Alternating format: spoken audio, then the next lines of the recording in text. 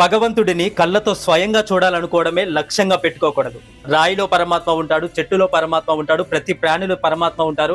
చివరికి మన హృదయంలో కూడా పరమాత్మ కొలువుదీరి ఉన్నారు. కళ్ళు మూసుకొని అంతర్దృష్టితో చూస్తే పంచభూతాలలో మనకు పరమాత్మ దర్శనమిస్తారు. దైవ సాక్షాత్కారం అనేది ప్రతి భక్తుడి యొక్క కోరిక.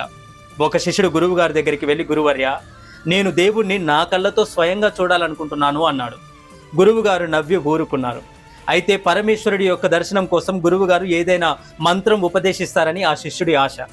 మధ్య మధ్యలో గురువు గారిని వచ్చి కలిసేవాడు. వచ్చిన ప్రతిసారి గురువు గారిని ఇదే ప్రశ్న వేసేవాడు. ఆయన నవ్వి ఊరుకునేవారు. ఒకసారి అతను వచ్చినప్పుడు గురువు గారు అన్నారు, ఎండలు ఎక్కువగా ఉన్నాయి, నదికి వెళ్ళి స్నానం చేసి వద్దాం పదా శిష్య అని అతన్ని నదికి తీసుకొని వెళ్ళాడు. నదిలో శిష్యుడు నీళ్ళల్లో మునిగి లేద్దాం అనుకుంటుండగా గురువు గారు అతని తలపై చేయి ఉంచి తీయలేదు.